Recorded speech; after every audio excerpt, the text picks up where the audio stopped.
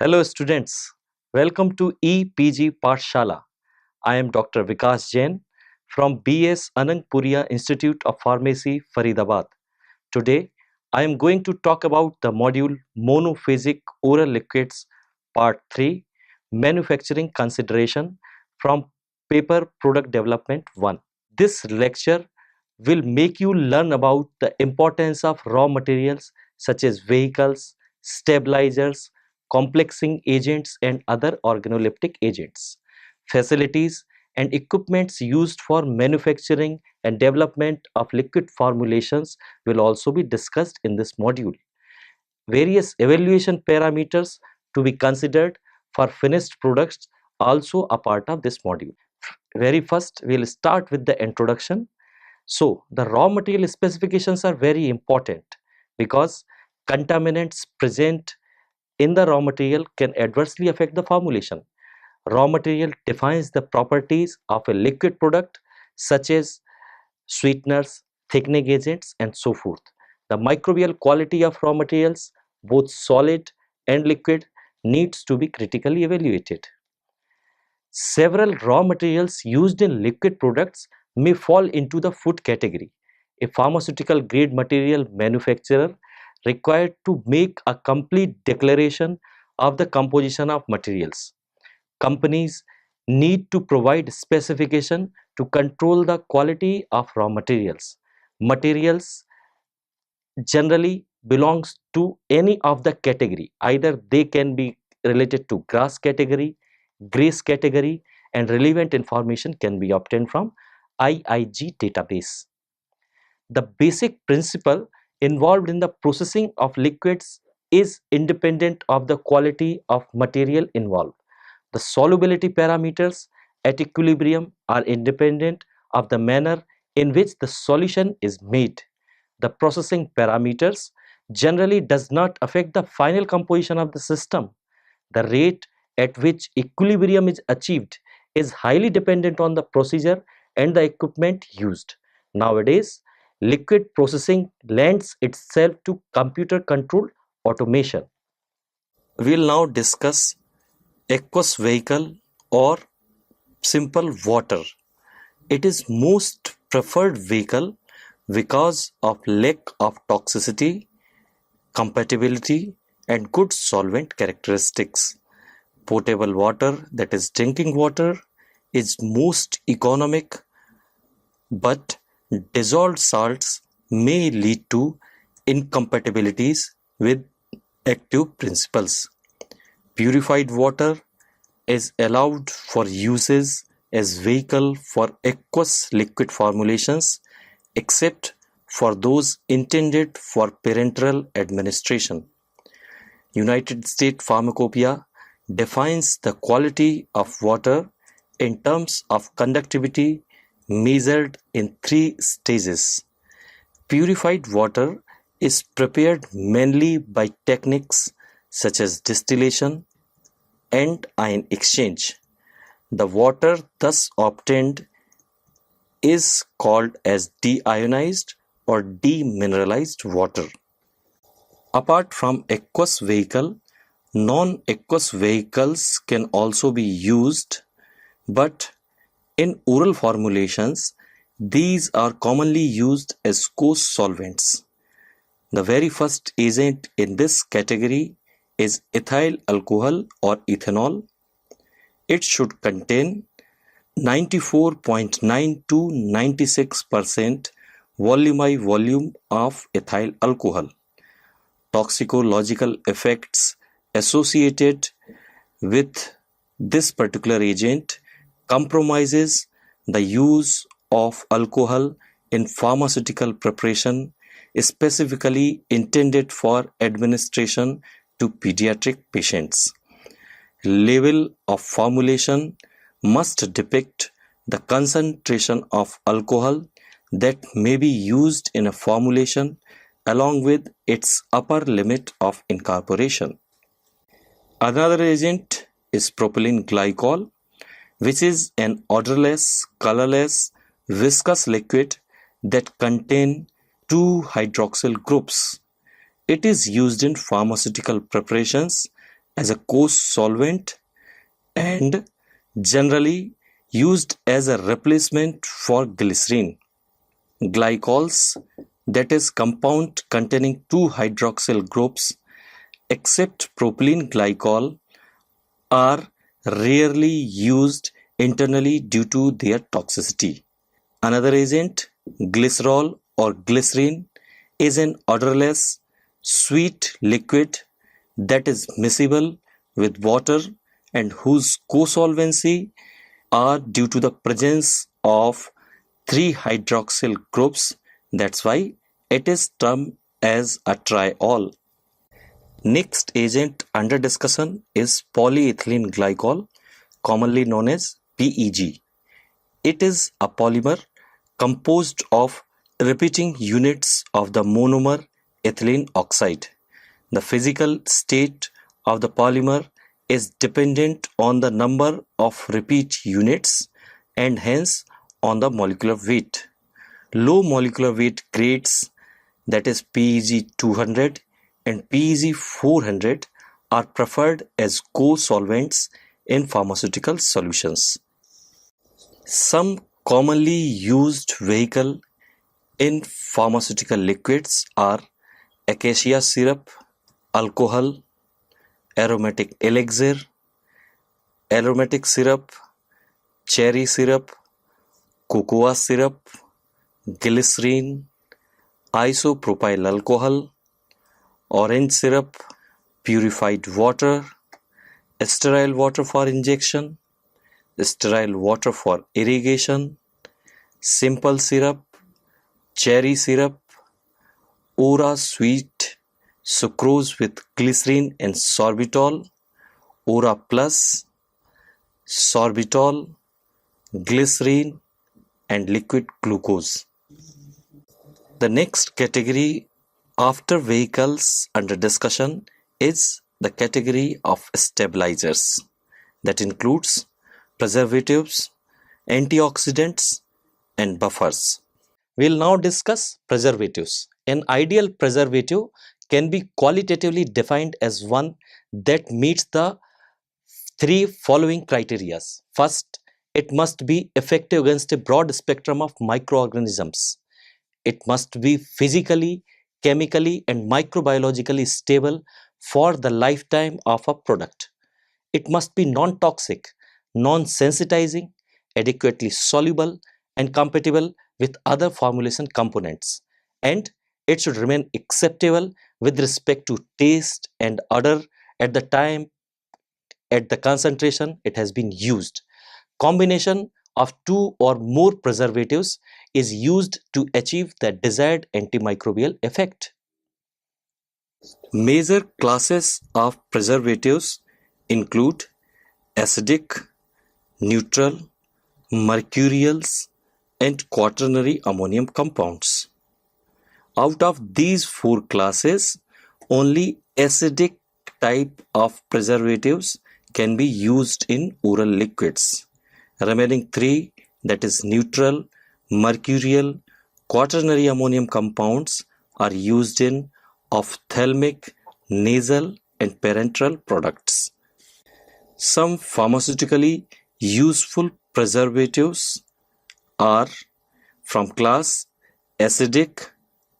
It is phenol that is used in concentration of 0.2 to 0.5%, chlorocresol that is used in a concentration of 0.05 to 0.1%, orthophenylphenol used in a concentration of 0.005 to 0.01%, alkyl esters of para-hydroxybenzoic acids used in concentration range of 0.001 to 0.2%, benzoic acid and its salt in the range of 0.1 to 0.3%, boric acid and its salts 0.5 to 1%, sorbic acid and its salts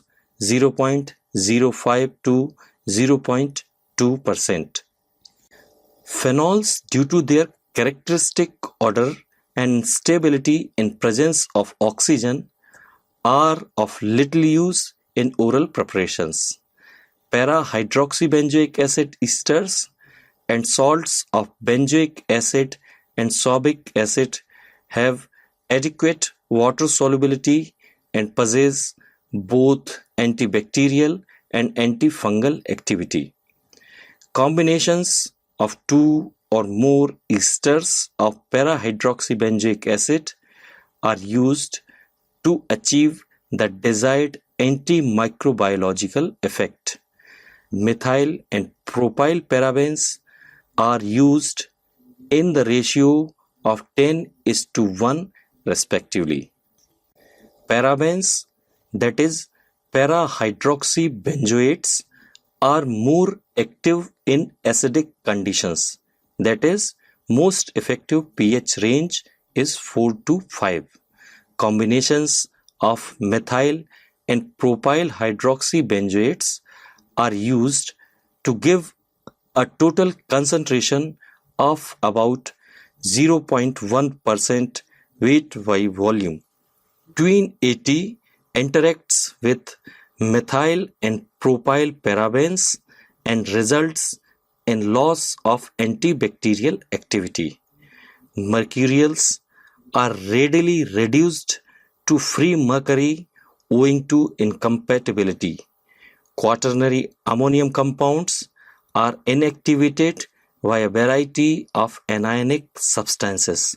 So while formulating a formulation and while selecting preservatives, a wide selection based on compatibility is to be made by formulation scientists. Under stabilizer, second category under discussion is antioxidants.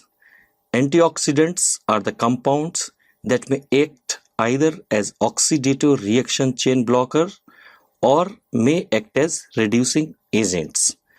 Commonly used antioxidants are acetylcysteine, ascorbic acid, ascorbyl palmitate, butylated hydroxyanisole, butylated hydroxytoluene, gallic acid, hypophosphorus acid, L-tocopherol, monothioglyrol, propyl gallate, sodium ascorbate, sodium formaldehyde, sodium metabisulfite, sulfites, thioglycerol, and thiourea.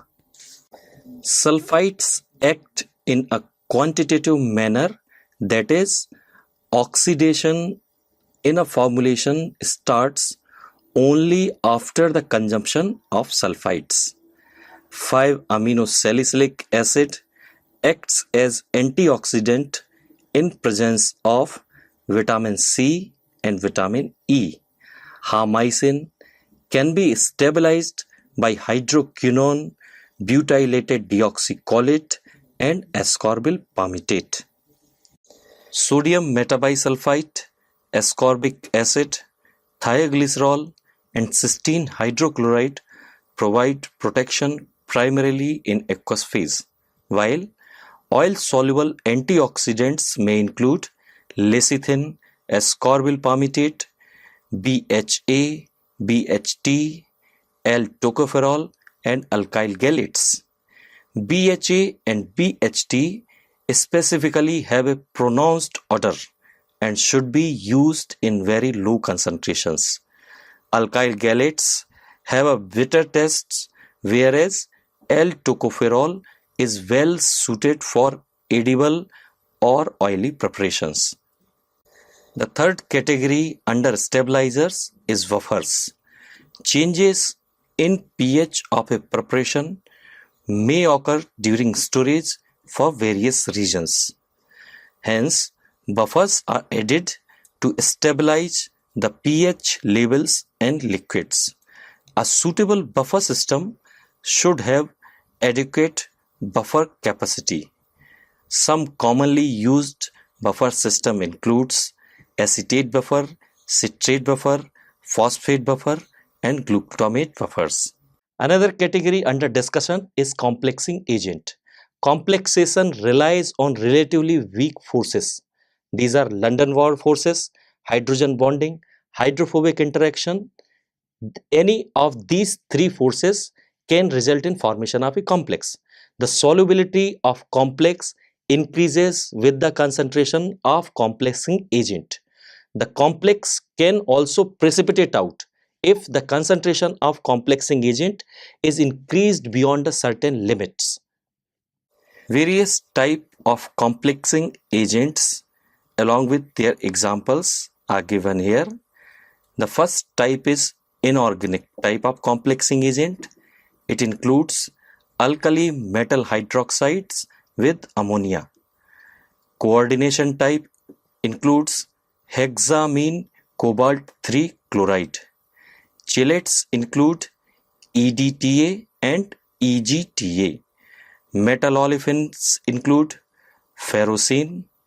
Inclusion type of complexing agents include cholic acid and cyclodextrin. And the last category, that is molecular complexes, it includes various polymers. A very important formulation component is sweetening agent. Sweeteners are indispensable components of oral liquid dosage form. It may comprise large portion of solid content in most liquid dosage forms.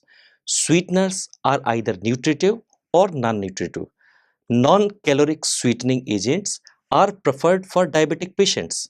Sucrose is the most widely used in conjunction with sorbitol, glycerin, and other polyols. There are various sweetening agents that has been utilized for preparation of pharmaceutical liquids. First agent is aspartame. It is amino acid based sweeteners. It is 180 to 200 times more sweeter than sucrose. Second agent is acesulfame K.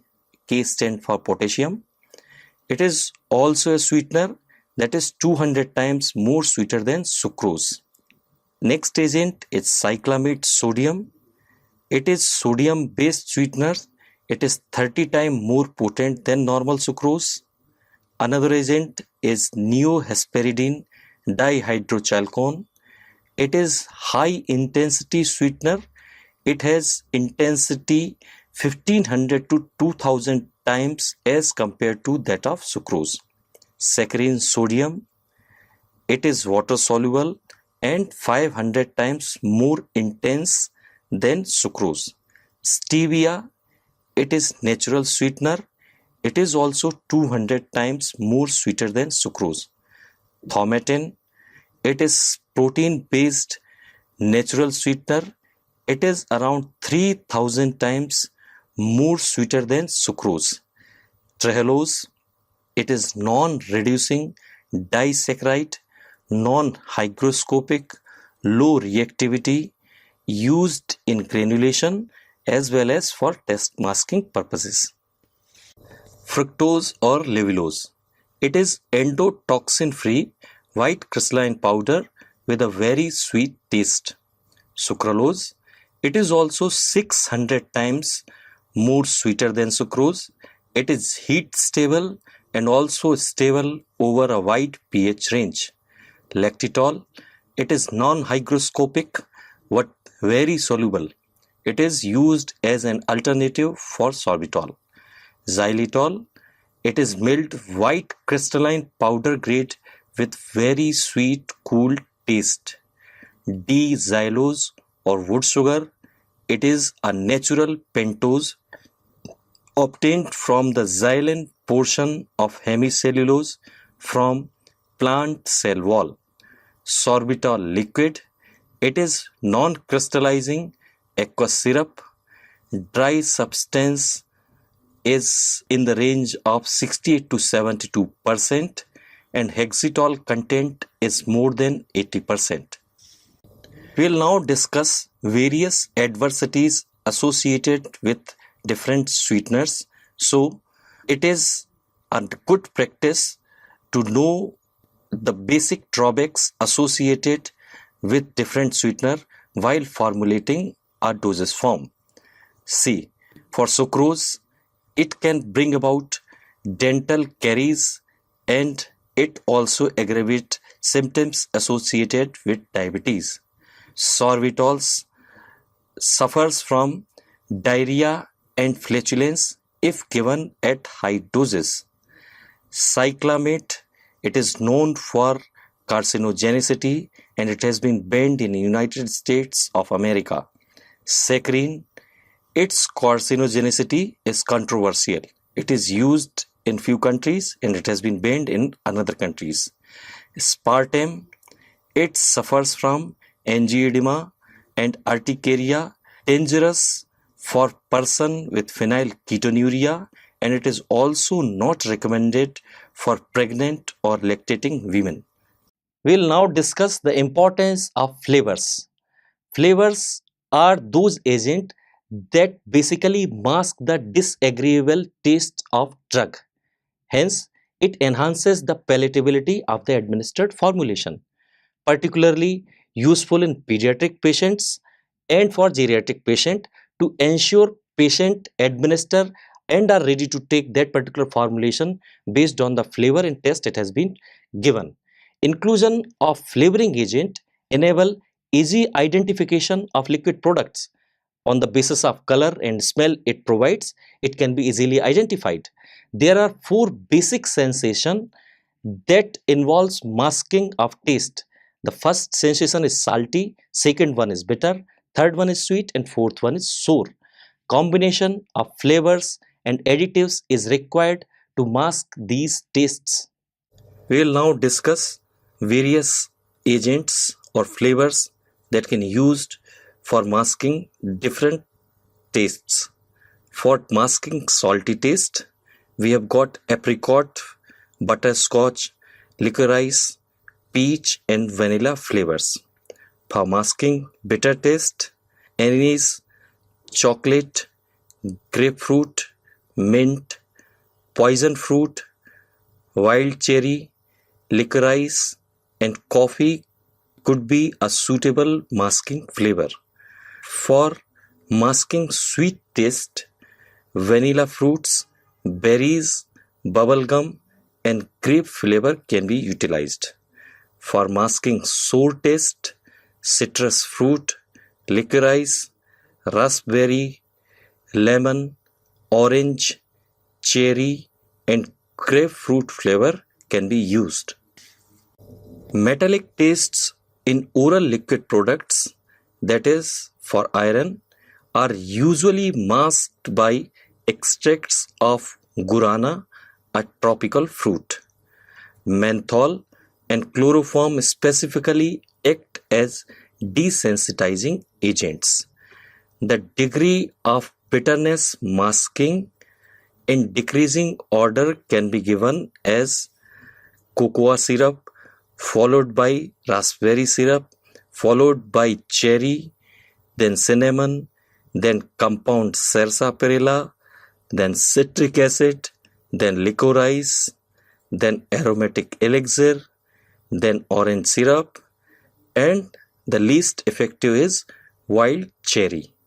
Apart from flavors, flavor enhancers and potentiators can also be incorporated into the liquid formulation. Sugar, carboxylic acids, that is citric, malic, tartaric acid, common salt, and amino acids are the most oftenly employed flavor enhancers.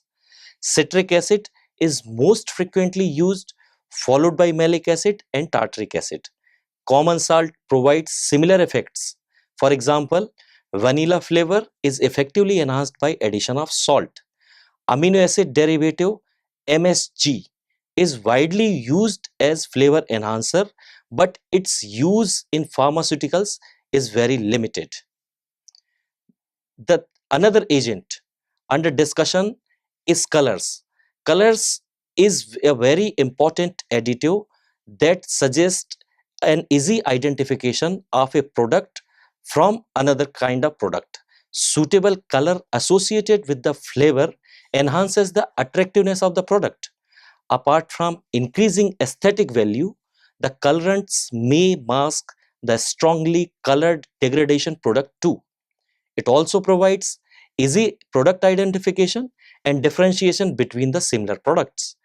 It is essential that chosen color is acceptable in the country in which the product is to be sold. In India, Bureau of Indian Standard describes the Indian standards for edible synthetic colors permitted under the Prevention of Food Adulteration Rule 1955, Ministry of Health, Government of India.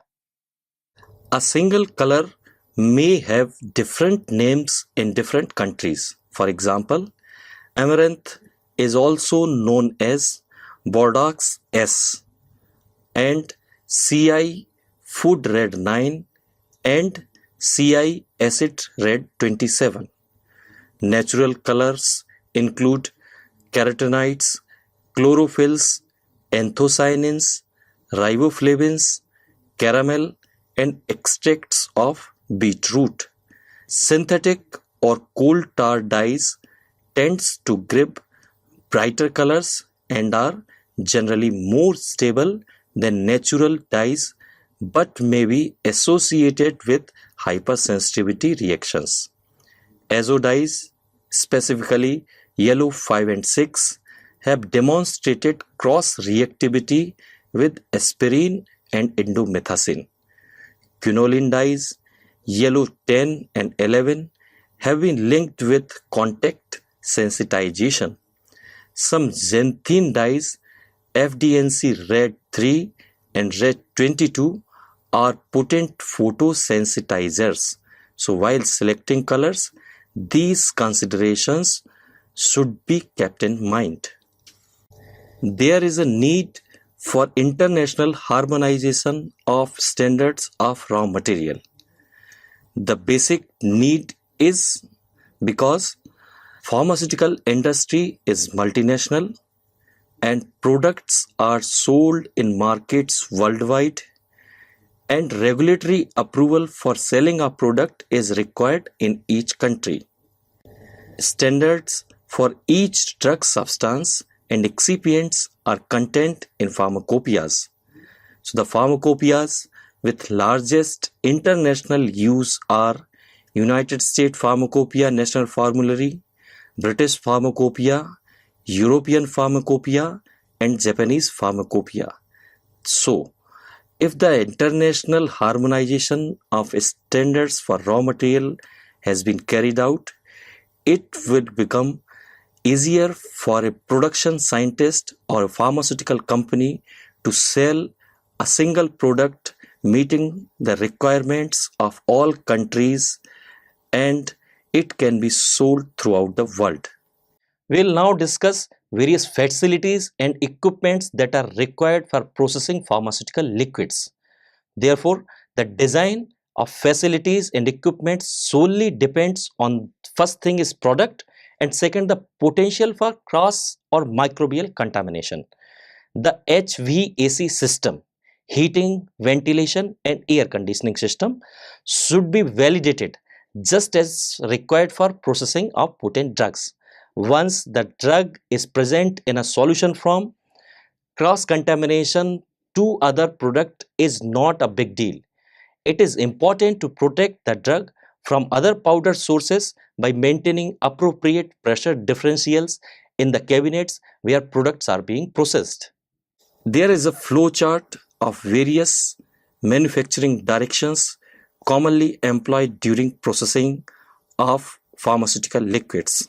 The first step is addition of API and excipients. It is very first step in formulation development of liquids. Second step is mixing with variable speed in jacketed vessels. Variables do include mixing time, RPM, temperature, and final volume. Measured response could be clarity, viscosity, and assay. Third step is filtration using filter press or nylon filters. Variables may include mesh size, filter integrity. Measured responses could be clarity and absence of aggregates. The last process is filling operation with automatic filling machine. Variables in this step is filling machine speed, and measured responses are filled volume in final container. During processing of any of the pharmaceutical products, mixing is a crucial process. Mixing in case of processing of pharmaceutical liquids involves mixing of solids to the solvent and stirring till complete dissolutions take place. It can be improved by the application of heat also. Size reduction to increase the total surface area can also speed up the process of dissolution. Dyes are often pre-dissolved in a small amount of solvents and then added to the bulk, because these dyes sometimes can result in precipitation of dissolved solutes. Volatile materials such as flavors and perfumes are added to the end of the process and after cooling, because if they have been added while the mixture is hot, it can lead to greater evaporation of the flavors and perfumes, and it will not retain their quality and quantity in added amount in the perfect formulation. We will now discuss filtration operation. Particulate matter may be introduced in trace quantities through insoluble contaminants in one or more of the formulation components. Vehicle can also precipitate soluble component from the formulation. For example, addition of alcohol precipitate pectins and resins. Therefore, filtration is required to achieve clarity, and it is the only practical method when large volume of liquids are involved. The filter pads most frequently used for oral liquids were formerly composed of asbestos, which is known to cause cancer, and nowadays replaced with membrane filters. Combined with filter aids and pre-filters, membrane filters can be used to filter most pharmaceutical liquids. Filling operation or basic filling method include gravimetric filling, which is generally limited to large containers or to highly viscous fluids; volumetric filling, usually accomplished by positive displacement piston action; and constant level filling, that utilizes the containers as a means of controlling the fill of each unit. Major equipments involved during processing of pharmaceutical liquids are polished stainless steel tanks equipped with heating and cooling jacketed. Heating device is provided for aid in solubilization, and cooling jackets are provided in order to bring the solution at a temperature where an API can be added to maintain its shelf-life storage for a prolonged period of time. Mixing tanks equipped with a means of agitation, measuring devices for large and small amounts of solids and liquids are also incorporated. Apart from this, filtration system for the final polishing of the solution should also be there.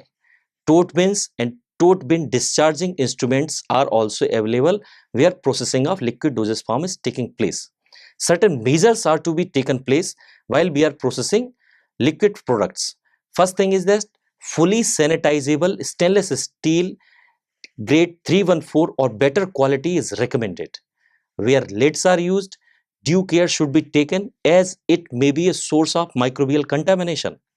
Disinfectants may include dilute solution of hydrogen peroxide, phenol derivatives, and peracetic acid. Equipment lines can also be sterilized by using alcohol, boiling water, autoclaving, steam, or dry heat sterilization methods. Use of portable laminar flow hoods to expose ingredients before addition is often desirable to prevent cross-contamination. As far as manufacturing directions are concerned, there are certain crucial factors involved. These includes the order of addition of excipient and API, the techniques of adding solutes to a liquid tank, how you handle the flavors, handling of smaller quantities of ingredients, mixing validation, over mixing if any may result in air entrapment, and appropriate temperature control to prevent precipitation. Product development of pharmaceutical liquids involve the combination of active and inactive ingredients to enhance the acceptability or effectiveness of the product. Formulation considerations generally include drug concentration and solubility, vehicle selection, stability, preservation, sweeteners, colors, and flavors, while evaluation consideration includes color, odor, taste, pourability, and homogeneity. Successful design and formulation require both scientific and pharmaceutical equity. While developing various products under pharmaceutical liquids, the basic categories are solutions and dry mixtures. So, for processing solutions or monophasic systems, the important consideration is solubility, stability, and elegance. While processing dry mixtures for reconstitution, it is only used as a means for drugs that are unstable in aqueous media. And in these type of products, formulations contain all the excipients except vehicle. Syrups are generally concentrated aqueous preparation of sugar or sugar substitute with or without flavors and APIs. Syrups without APIs are known as non-medicated or flavored syrup, and these are used as carriers or vehicles. These are intended to serve as pleasant testing vehicles for medicinal substances. These kind of vehicles are to be added in extemporaneous compounding or in the preparation of standard medicated syrup. It provides a pleasant means of administering a disagreeably tasting drug to children. Elixirs are sweetened hydroalcoholic flavored solutions for oral administration. They contain less proportion of sugar than syrup. Elixirs are less sweet, less viscous, and less efficient in taste masking than syrup. However, it provides certain advantages over syrup that includes it can keep both water and alcohol soluble ingredients in the form of solution. Proportion of alcohol and water depends on the solubility profile of the components. Elixirs containing 10 to 12% of alcohol are considered self-preserving. While performing evaluation and stability testing in case of oral solutions, organoleptic properties are of great importance. Organoleptic evaluations are usually done subjectively. In the case of appearance of solutions, there should always be a subjective statement. For organoleptic testing, it is important to establish a test panel early in the stability program. The depth of organoleptic capacity should also be tested. The testers selected for testing organoleptic features should be able to duplicate their results, and it should also be able to remember them after a lapse of stability testing period. Description of flavor may involve measuring the degree of sourness, degree of saltiness, level of flavor, and type of flavor. A score may be given to each criteria and a flavor profile can be established. Types of changes in appearance of solutions are loss of dye, precipitation, and bacterial growth. To describe the intensity of discoloration, a color standard, that is Roche color standard, can be used. The powder for reconstitution should be evaluated for flowability to ensure uniform filling. Reconstituted formulation should be evaluated for sedimentation volume and ease of redispersion too. All liquids, whether they are monophasic liquids or they have been prepared as dry powder for reconstitution, must follow uniformity of following standards as per Indian Pharmacopoeia, that is, uniformity of content and uniformity of weight or volume. Products for stability should be evaluated in container of the same material and size in which the product is marketed. Oxidation reactions are relatively rare in pharmaceutical dosage form except vitamins. Guidelines states that high oxygen atmosphere should be evaluated in stability studies. Stability of liquid dosage form against oxidation is to be checked in open as well as closed system. So students, let us now summarize what we have learnt out of this particular module today. First thing, for raw materials, uniform standards would facilitate what's enhanced production efficiency. It will enable the marketing of a single formulation of a product internationally. It will also enhance regulatory approval of pharmaceutical products worldwide. Processing and development of oral liquid necessitates the use of various tactics and technique along with skilled operation. Students are advised to go through the reference literature and attached e-text for further discussion and further knowledge on this module. Thank you.